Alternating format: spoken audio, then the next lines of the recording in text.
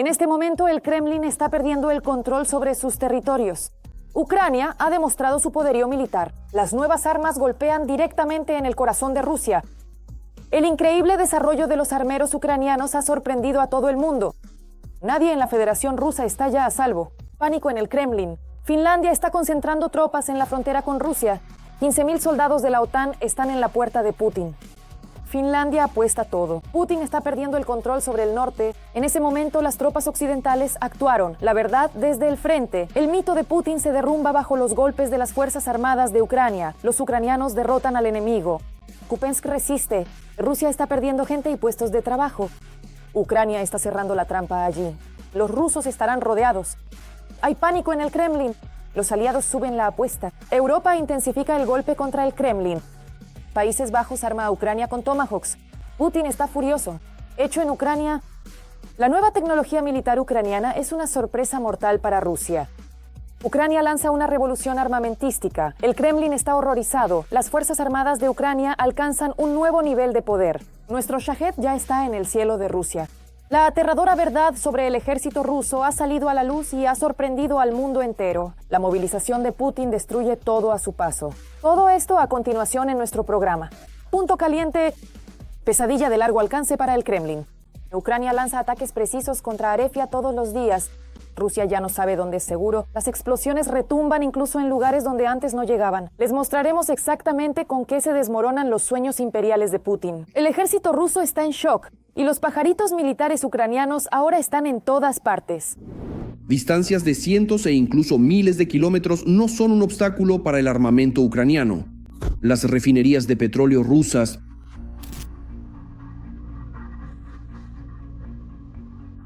Bueno, está todo claro, las fábricas están jodidas. Esto queda claro sin esto. Instalaciones clave del complejo militar industrial y de la maquinaria militar rusa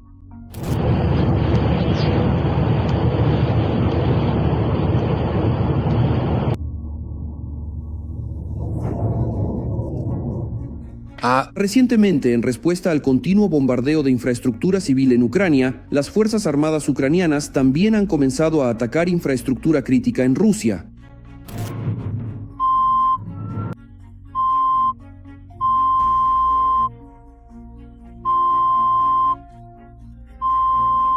¿A dónde vamos? ¿Qué viaje? Cuando el Kremlin amenaza con apagones a los ucranianos, los rusos también deberían prepararse para un invierno frío y difícil. Si amenazan con apagones, por ejemplo, en la capital de Ucrania, en el Kremlin deben entender que también habrá un apagón en la capital rusa. Durante mucho tiempo, los aliados occidentales limitaron a Ucrania en su capacidad de atacar en lo profundo del territorio ruso. Como resultado, Ucrania aumentó su propio arsenal de largo alcance. Según el jefe de inteligencia ucraniana, Kirilo Budanov, hoy en día el 99% de los ataques contra las refinerías rusas se llevan a cabo con armas ucranianas. En el momento en que todo esto comenzó, cuando decían que luchábamos con una mano atada, me inclino a compartir su opinión de que esa es la interpretación correcta de lo que sucedía entonces. Pero ahora tenemos nuestra propia producción. Y precisamente nuestra producción nacional nos ha dado la posibilidad de utilizar nuestras fuerzas y recursos como lo consideramos necesario.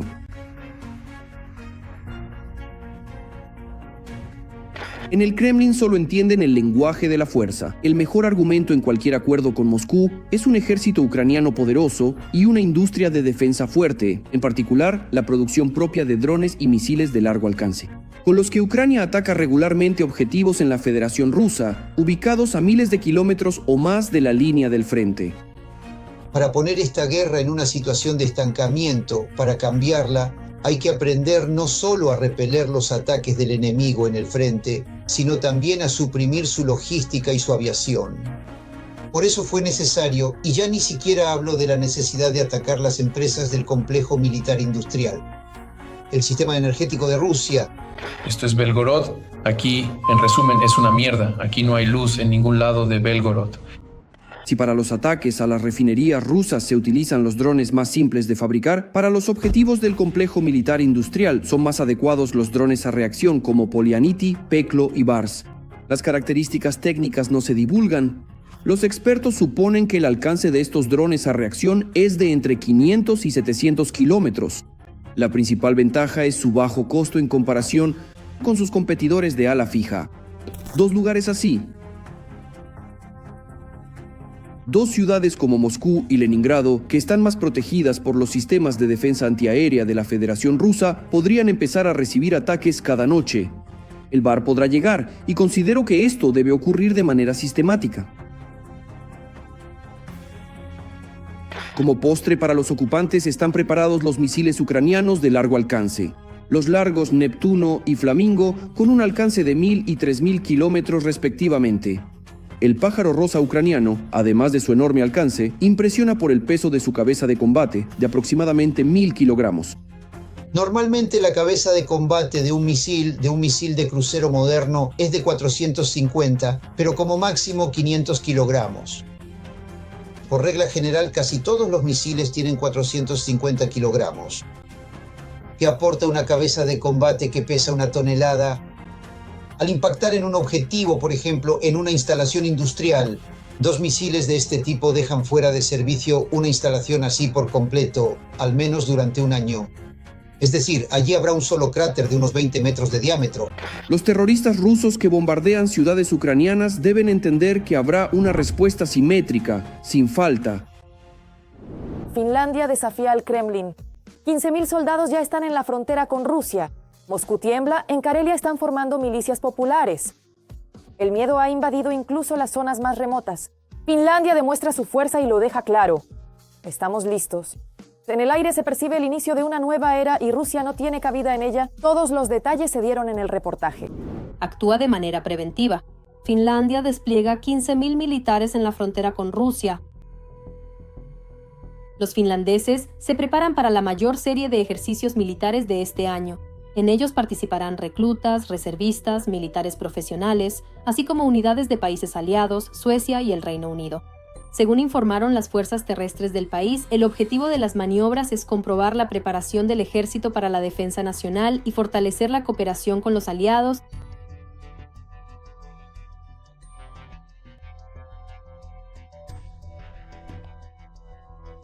En el marco de la OTAN.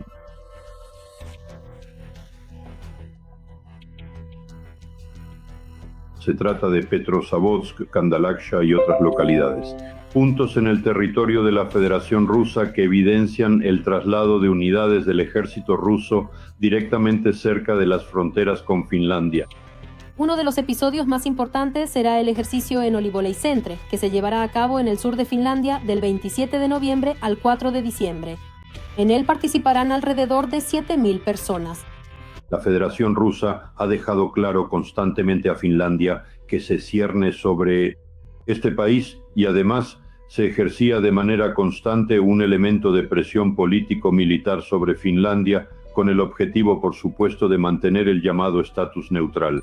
Es decir, no hay la menor razón para afirmar que tras la ocupación de los territorios finlandeses se establecieron relaciones amistosas y de buena vecindad. La presencia militar rusa cerca de las fronteras de Finlandia aumentaba constantemente. En la primavera de 2023, Finlandia se convirtió en miembro de la Alianza del Atlántico Norte. Esto provocó una reacción brusca de Rusia, empeorando las relaciones bilaterales. Además, Finlandia impuso sanciones contra Rusia y se negó a conceder asilo a los rusos que huían de la movilización. Después de esto, los servidores de Putin acusan a los finlandeses de todos los pecados en cada oportunidad. Por ejemplo, en septiembre, el expresidente alcohólico Dmitry Medvedev decidió que Finlandia se estaba preparando para atacar a Rusia.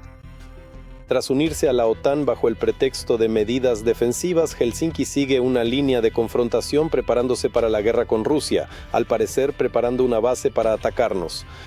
Además, según su versión, Rusia supuestamente tiene derecho legal a recibir reparaciones de Finlandia por la Segunda Guerra Mundial, ya que en su momento los finlandeses pagaron demasiado poco gracias a la buena voluntad de los rusos. Este es precisamente un elemento de presión diplomática y militar sobre Finlandia. Además, Declaraciones similares se hacen no solo en relación con Finlandia, sino también respecto a Suecia, en referencia a la isla de Gotland, y en consecuencia respecto a Polonia. Después del alcohólico Medvedev, el presidente del Comité de Defensa de la Duma Estatal, Andrei Kartapolov, también hizo declaraciones agresivas. Él declaró, o más bien amenazó, que Rusia está lista para defenderse en cualquier momento, ya que tienen todo lo necesario para ello. Medvedev también habló de esto anteriormente. Nosotros no podemos ignorar el hecho de que Finlandia actualmente es miembro de la Alianza del Atlántico Norte. Esto también determina un cambio en nuestro enfoque militar respecto a la organización de la frontera y a la respuesta ante posibles actos hostiles. Los líderes políticos y militares de Finlandia hacen todo lo posible para subrayar que un ataque de Rusia sería un acto de locura suicida. La Federación Rusa demuestra su disposición a un enfrentamiento directo con el bloque de la OTAN y, en consecuencia, el primer país que estará en el punto de mira del ejército del país ocupante será precisamente Finlandia y los estados bálticos. Por eso, los riesgos son bastante altos. Esto también lo demuestra la formación de nuevas unidades militares en el distrito militar de Leningrado y, en consecuencia, el despliegue de infraestructura militar directamente cerca de las fronteras con Finlandia. Anteriormente se informó que Finlandia había ofrecido a la OTAN la oportunidad de albergar una nueva base militar en su territorio. Helsinki podría convertirse en una base para grandes drones de reconocimiento de la OTAN.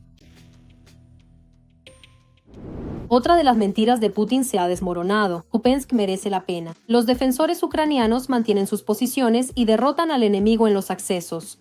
Los combates son duros, pero la iniciativa está cada vez más del lado de las Fuerzas Armadas de Ucrania. Las tropas rusas sufren pérdidas que el Kremlin oculta. A continuación, la verdad desde el frente. Solo hechos, sin ningún filtro del Kremlin. Miren hasta el final. Esto hay que verlo. Los combates por el control de la ciudad de Kupiansk, un importante nudo de transporte en la región de Yarkov, continúan. La situación en Kupiansk sigue siendo complicada, pero estos días nuestras fuerzas tienen más control. Seguimos defendiendo nuestras posiciones. En este contexto, la propaganda rusa volvió a difundir otra tanda de noticias falsas. El del búnker afirmó que supuestamente las tropas ucranianas en Kupiansk no están rodeadas ni bloqueadas. En la ciudad de Kupiansk y en la ciudad de Krasnoarmeysk, el enemigo resultó estar bloqueado y rodeado. Por cierto, discutí este tema con los comandantes de los respectivos grupos.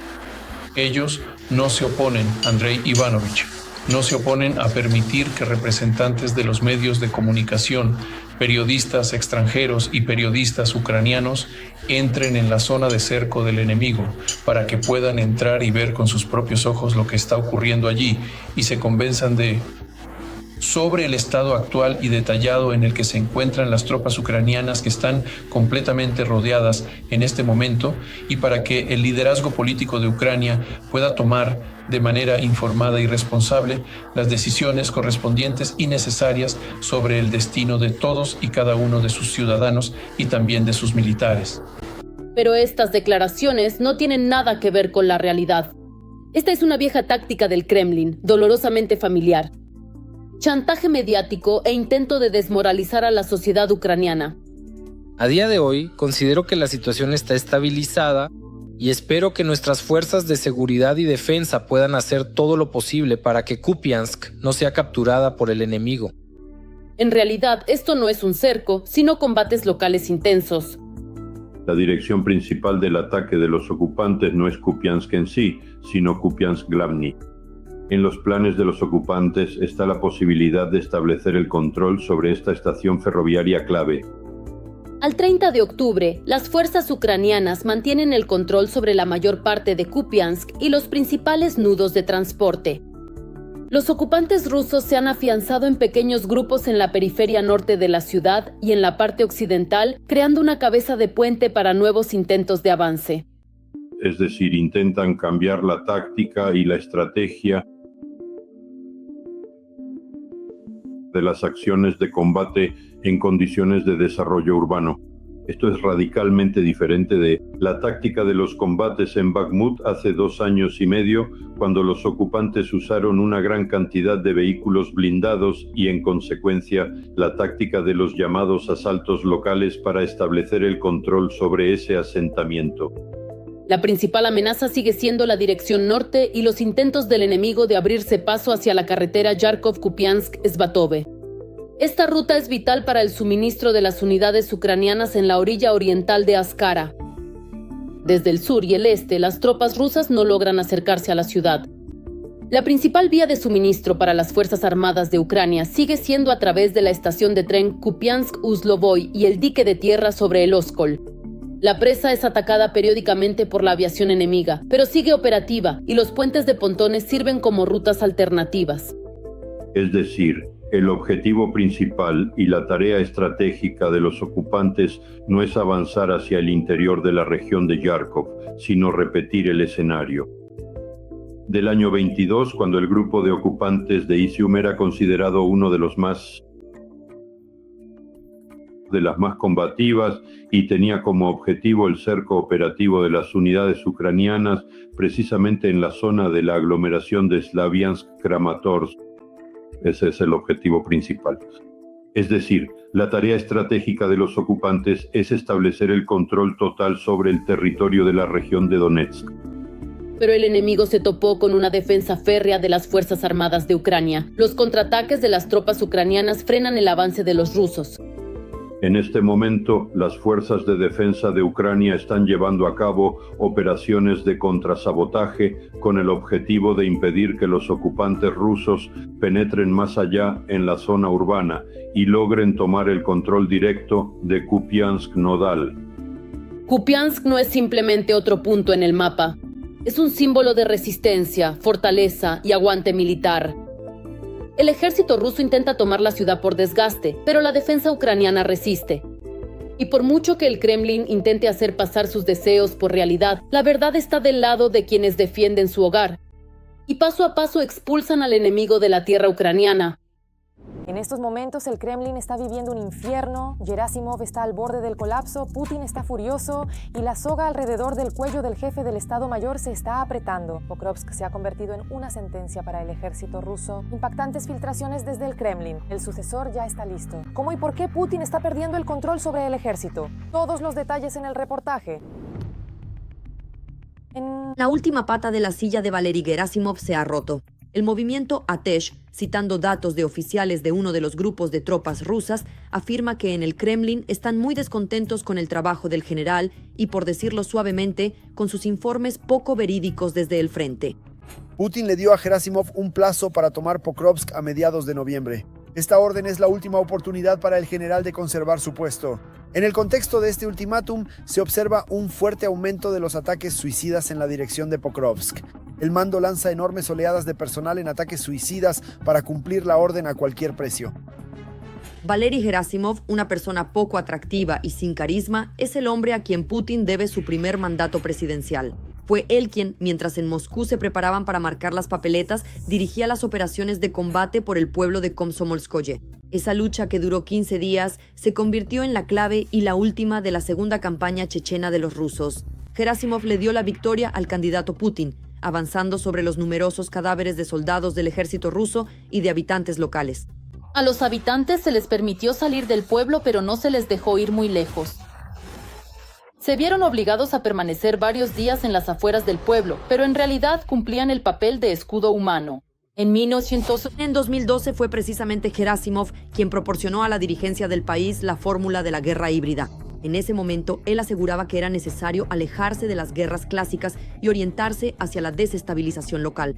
El camino consiste en el uso activo del potencial de protesta de la quinta columna. Un poco después, los rusos pusieron a prueba la fórmula de Gerasimov, primero en Crimea y luego en Donbass. Según los investigadores de Bellingcat, fue precisamente Valery Gerasimov quien, en 2014, inició el envío de tropas regulares rusas cerca de Ilovaisk, en Ucrania, y la transferencia de equipo militar ruso a los separatistas, desde el cual, por cierto, fue derribado el Boeing malasio. El mudo Gerasim, como llaman entre ellos al gris cardenal del Estado Mayor, ha sobrevivido a todos sus críticos más destacados y ruidosos.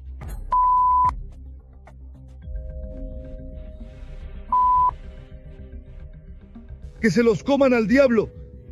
Tenemos una escasez crítica y alarmante de municiones que alcanza un 70%, lo que representa una situación extremadamente grave y preocupante. Shoigu, Gerasimov, ¿Dónde están las municiones? Prigozhin ha sido volado por los aires, Strelkov-Girkin se pudre tras las rejas. Tras el escándalo fue precisamente gracias a los esfuerzos de Valery Gerasimov que también fue enviado allí el favorito de los setniks rusos, el general Popov. Incluso Shoigu fue sacado del Ministerio de Defensa y el mudo Gerasim sigue sentado en su silla. Aunque los rumores sobre su destitución se han estado extendiendo activamente desde el verano pasado y ahora supuestamente realmente tienen fundamento. En lugar de Gerasimov, si fracasa en la toma de Pokrovsk para mediados de noviembre, llegará un tal Viktor Viktorovich Pasnikir, quien nació y creció cerca de la ciudad ucraniana de Sumy. Se sabe poco sobre él. Por un decreto confidencial fue condecorado con la Orden de Yukov y en febrero de 2024 recibió el rango de coronel general. Es difícil llamar a este comandante una figura mediática. Su nombre fue mencionado por primera vez en los medios de comunicación tras el inicio de la operación en Siria. El teniente general ocupaba el cargo de primer subdirector del Departamento Principal de Operaciones del Estado Mayor de las Fuerzas Armadas de la Federación Rusa. Sus ruedas de prensa estaban dedicadas a la situación en torno a Palmira y Alepo. Además, Pasnikir habló sobre el trabajo de la policía militar rusa en Oriente Medio y criticó la presencia de las fuerzas navales estadounidenses en la región. Causó gran repercusión la declaración del teniente general sobre los planes de Estados Unidos de desarrollar un sistema global de defensa antimisiles. En la Conferencia de Seguridad Internacional de Moscú, Pasnikir calificó a Washington como un probable adversario de Moscú. Para superar la defensa antimisiles, Viktor Viktorovich proponía utilizar los sistemas Sarmat y Avangard. Aún se desconoce si Gerasimov podrá volver a burlar a sus adversarios y mantenerse en el cargo. Los ocupantes llevaban reuniendo tropas en la dirección de Pokrovsk desde el verano y tanteaban los puntos débiles en la defensa ucraniana. A su favor están los enormes recursos de Rusia, que no escatiman para lograr sus objetivos, y la gran cantidad de aventureros que se dejaron seducir por el contrato y el nuevo estatus de héroe. Y Pokrovsk, en 2025, podría convertirse en una batalla importante y clave, como en su momento lo fue la aldea chechena de Komsomolskoye. Impactante. Putin se ha pasado de la raya. En Rusia ha comenzado una verdadera pesadilla. A los padres solteros no los dejan salir del ejército. La realidad infernal de las tropas rusas, abusos, deshumanización y la completa locura del régimen. ¿Qué horrores ocurren tras los muros de los cuarteles y podría esto convertirse en una verdadera rebelión contra el régimen? Sigan viendo. A los heridos y mutilados los envían al asalto. A los militares indeseables simplemente los eliminan. Y si alguien no quiere firmar el contrato, de todos modos lo firmará. Pero de esto, el recién convertido militar se entera después de los hechos. Darse de baja del ejército también es prácticamente imposible. No conceden la baja ni siquiera a los padres solteros, a quienes por ley deberían dejar ir sin problemas. A sus hijos, mientras tanto, simplemente los colocan en orfanatos. Según los padres solteros con los que habló Verstka, los comandantes pueden simplemente no aceptar el informe al principio y negar verbalmente la baja. Si los documentos finalmente son aceptados, pueden perderse. Pero los militares continúan sirviendo mientras sus hijos viven temporalmente con familiares o son enviados a orfanatos. Así sucede que, teniendo un padre vivo, los niños son huérfanos. Sin embargo, ¿de qué sirve hablar de la baja de un hombre sano si en el ejército ruso ni siquiera dan de baja a los soldados gravemente heridos? Nos miraron. ¿Y qué? Genial, sin pierna. Ah, es la pierna. Aunque debajo de mí está el cielo, pero es la pierna. Aquí también hay uno sentado así todo el día. ¿Qué quería decir con esto? Entraron, miraron, preguntaron quién y por qué, les dijeron las razones. Bueno, chicos, todo está claro y se fueron. Estos ocupantes muy pronto irán a su último asalto de carne. El hecho de que algunos no tengan extremidades no le importa a nadie. Los comandantes simplemente los usan como carne de cañón desechable. Algunos ocupantes todavía creen que el Estado los ayudará, por eso se quejan ante el defensor del pueblo del Kremlin por la negativa a recibir atención médica o por un maltratamiento. El número de estas quejas se ha cuadruplicado en 2 años, de 459 a 1976. El esposo de la solicitante, después de recibir tratamiento en un hospital de primera línea, fue enviado a la comisión militar para determinar su aptitud para el servicio militar. Al llegar a la unidad militar para recibir la orden de ser enviado a la comisión militar, fue enviado al frente. Desde mayo de 2024 figura como desaparecido. Después de las heridas o debido a problemas de salud antiguos, no a todos los soldados se les concede tiempo para una rehabilitación completa y de calidad. Ocurre que un luchador es enviado más allá de la línea a pesar de las recomendaciones médicas de continuar el tratamiento y la necesidad de rehabilitación.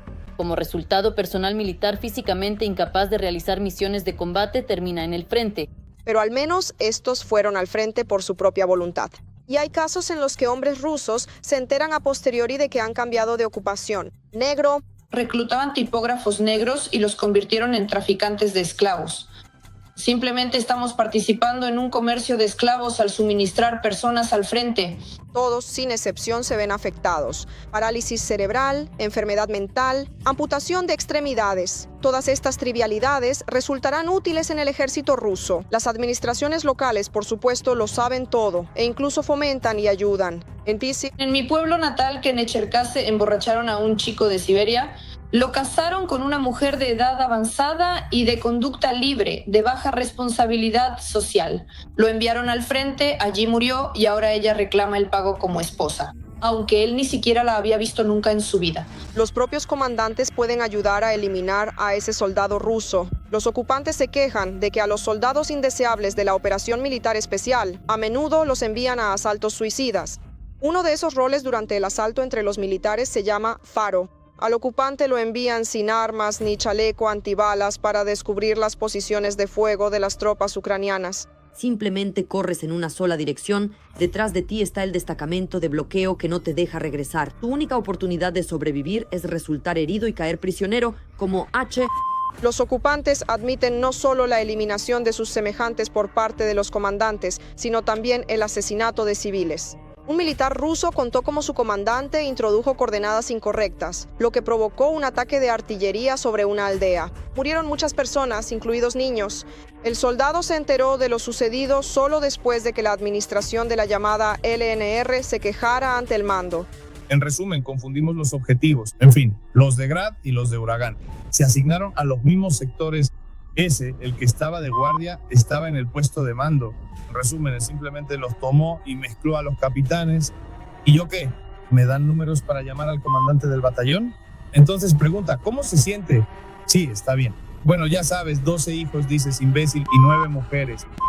Por supuesto, el incidente fue encubierto y en la televisión rusa informaron que supuestamente en ese pueblo había militares ucranianos. Y estas son historias que se han contado solo en los últimos días. En realidad, la situación es mucho peor y cada día se agrava más. Urgente, un nuevo ataque de crecimiento de la propaganda. Soloviova se rompió en vivo. Se sorprenderán cuando lo escuchen. Escándalos, gritos, histerias. ¿De verdad Trump es de nuevo el enemigo?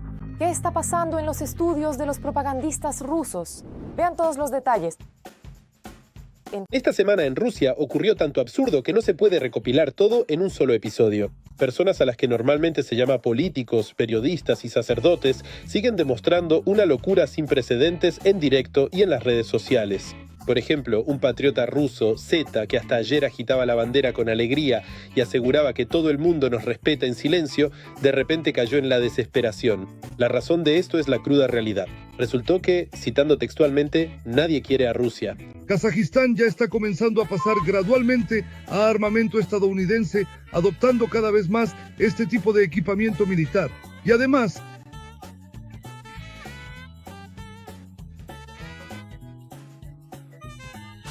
las próximas reuniones de Trump con los vecinos del sur de Rusia pueden terminar en cualquier cosa menos en una asociación fraternal y solidaria. ¿Y va a empezar? ¿Qué va a empezar si ya empezó? ¿Por qué demonios necesitan esto? Tenemos que resolver el mismo problema. Guerra, no existen los Mavics. ¿Cómo harán los chicos para realizar misiones de reconocimiento, imbécil? ¿Qué carajo está pasando? El famoso fascista estalinista Kalashnikov se indignó públicamente. ¿Cómo es posible esto? Rusia aún no controla el espacio aéreo ucraniano. Así es como no se puede lograr la supremacía aérea. Te ves obligado a luchar como en la Primera Guerra Mundial. Lo veo reflejado en sus informes. Somos muy afortunados que no nos encontramos con un enemigo con una fuerza aérea muy poderosa. Además, Kalashnikov de repente agradece al destino que la OTAN, en su conjunto, no esté luchando realmente contra Rusia.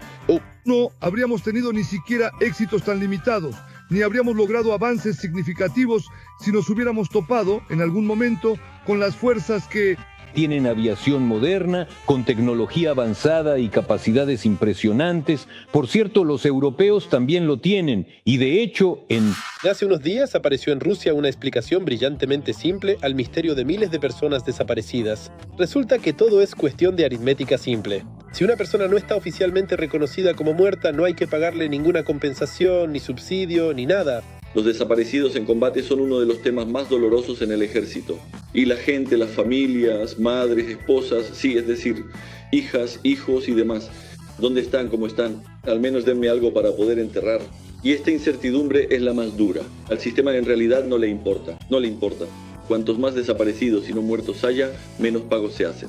Eso es todo. Y así es como viven con esto. El representante de la Iglesia Ortodoxa rusa, el padre Shahin, anunció solemnemente que no se puede confiar en las personas que quieren vivir. Entiendo que no se puede confiar en todos. No todos están dispuestos a morir. Muchos quieren sobrevivir.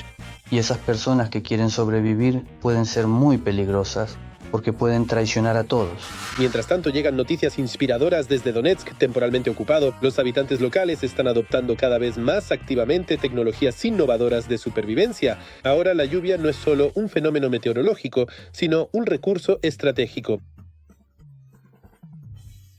Cuando no hay agua en la RPD, recogemos agua de lluvia. Así es como funciona. ¿De qué otra forma puedo marcar? Bueno, ¿qué podemos hacer? Bueno, esperaré. Bien. Y Solovyov tiene otro berrinche. En antena, prometió destruir todo el contingente francés si aparecía en Ucrania. Bien. Esto es solamente por un día y medio de guerra. Pero os mataremos a todos ustedes. ¿Por qué se meten? ¿Por qué? Bueno, al final volveremos a París. Entiendan, este miserable insignificante Macron va a condenar a los franceses a terribles sufrimientos. Sin embargo, el presentador de televisión también se enzarzó en una discusión acalorada, arremetiendo contra colegas que se atrevieron a cuestionar la necesidad de los ataques contra Kiev. Salga de Kiev. Será más fácil. Salga de Kiev. Mira, parece que ya te has ido porque allí no quedará nada. Sí. Simplemente se levantaron y se fueron. Igual que los chicos en Belgorod se ven obligados ahora. Tenerles lástima, no. Ni lo sueñen en absoluto. Ni lo sueñen. Eso es todo. No hay Kiev. Y nunca lo habrá. ¿Por qué? Porque ustedes maldijeron esa ciudad, la traicionaron. Traicionaron sus santuarios, los profanaron. No tienen derecho a estar ahí porque son demonios que traicionaron su historia y su fe. El espectáculo es impresionante. El rostro enrojecido, la voz se quiebra, los argumentos se disuelven en chillidos. Se nota que cada día al periodista, entre comillas, le cuesta más mantener la fachada. Estar a un paso de unas vacaciones por nervios. Además, Solovyov en el aire prácticamente llama a la destrucción de la población de las grandes ciudades ucranianas. Dice abiertamente que no habrá vida normal en las grandes ciudades de Ucrania. No habrá vida ni en Kharkov, ni en Poltava, ni en Mykolaiv, ni en Odessa. No existirán esas ciudades y tampoco existirá Kiev. Si los civiles no se dan cuenta de que han sido elegidos como material desechable y no derrocan a su gobierno nazi, y si no tienen fuerzas, al menos váyanse de esas ciudades. Entiendan que los están usando como escudo humano. No tienen fuerzas para irse. Lo siento. Les recuerdo el destino de Sodoma y Gomorra. Esto no es solo grandilocuencia, es un síntoma de que las cosas no van según lo planeado. Cuanto peor es la situación, más fuerte y más absurda es la agresión televisiva. Esa agresión pública no da para una revista de victorias, sino para consecuencias legales, penales, internacionales. Por decirlo suavemente, las palabras sobre la destrucción masiva son material suficiente para procesos judiciales en La Haya.